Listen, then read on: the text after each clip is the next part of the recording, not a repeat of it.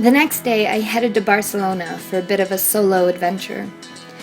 I had no idea where I'd be staying, nor did I know whether I'd be able to shoot interviews without my dearest crew members, Chris and Paresh.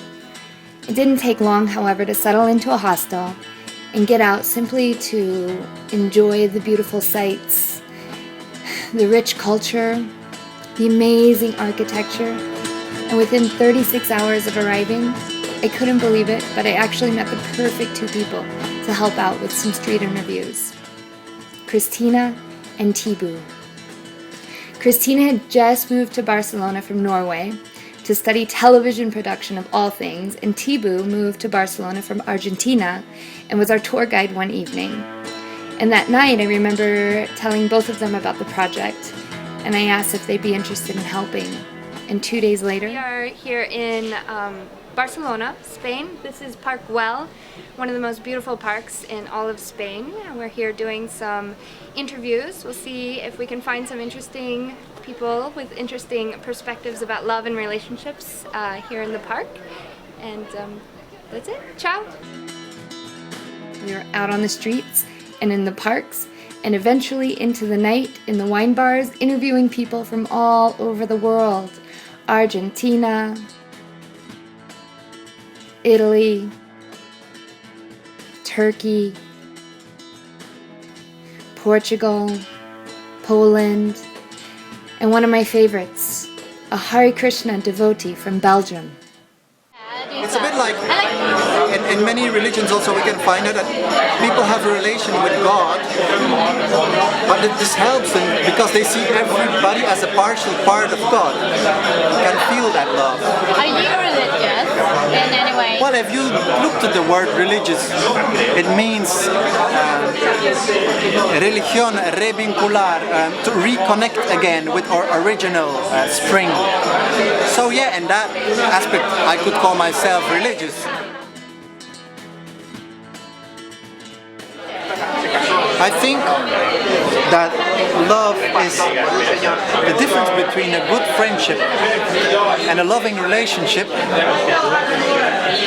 is that in certain intimate expression you have a little reservation about a very special part of yourself that you only share with this person. I'm not only talking about sex. Maybe it would hurt my girlfriend if I talk about some very subtle emotional aspects about myself to you tonight. Maybe it would hurt her more than I would be flirting with you.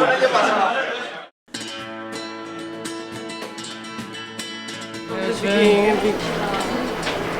It was meant to be because we met one time, yes, and the first time we met,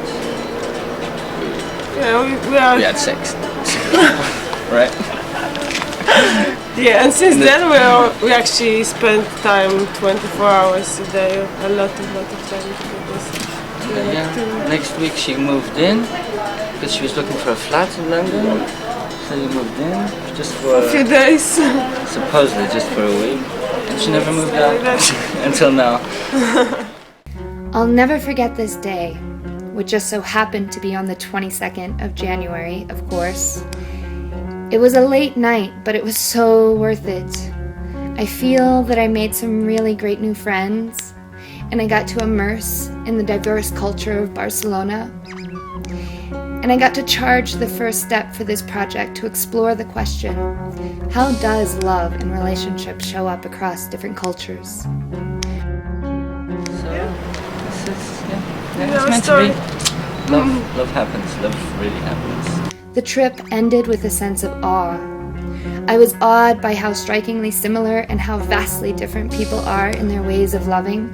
But more importantly, I left feeling my heart had been deeply touched and blown open by how gracious human beings can be. I left grateful for a vessel through which I could connect with so many people on such a deep and profound level. Certain way, we just jump on a river and we follow the love river, and you can get on in and out of that river whenever you want. If you want to feel angry and want to be mean and you don't want to love anybody, you can just get out of the river, but you will be alone. Could you ever drown in the river of love? Could it ever be too much of love? Yeah, ask Romeo and Juliet. Okay.